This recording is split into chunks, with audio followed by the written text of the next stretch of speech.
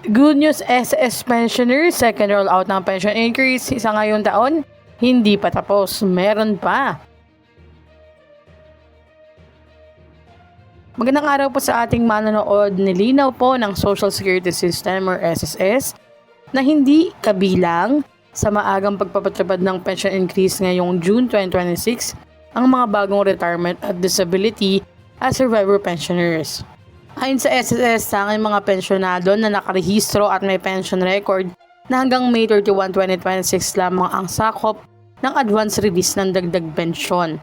Bale po, yung para sa second batch na may date of contingency na 16 to 31st ng buwan ay sa June 16 pa. Pero ito po para sa mga bagong pensyonado mula June hanggang August 2026. Sa ilalim kasi ng PRP or Pension Reform Program, taunang nagtataas ng pensyon ang SSS mula 2025 hanggang 2027.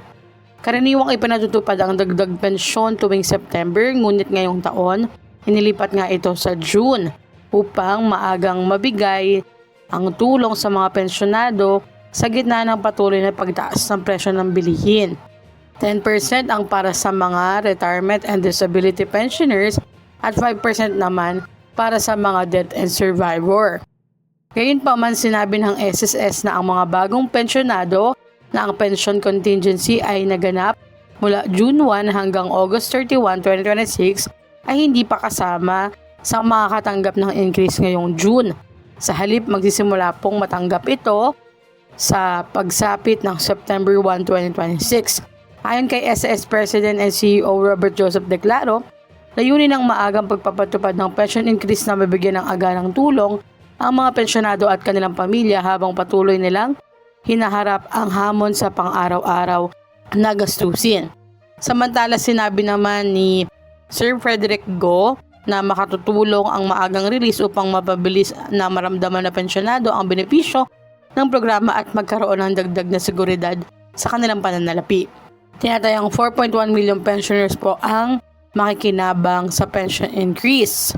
Para po sa mga bagong pensioners, kung hindi po kayo nakatanggap ng inyong pension increase dahil kaka-active lang po ng inyong monthly pension, mahalagang tandaan na hindi po kayo nawala ng karapatan sa increase. Kailangan lamang natin hintayin ang September upang opisyal na may pasama sa pagpatanggap ng dagdag pensyon na ipinagkaloob ng ahensya. Hanggang dito na lamang po muna. Ito ang Just Infos and Updates. I-like, share, and subscribe para kayo updated. God bless po and have a nice day.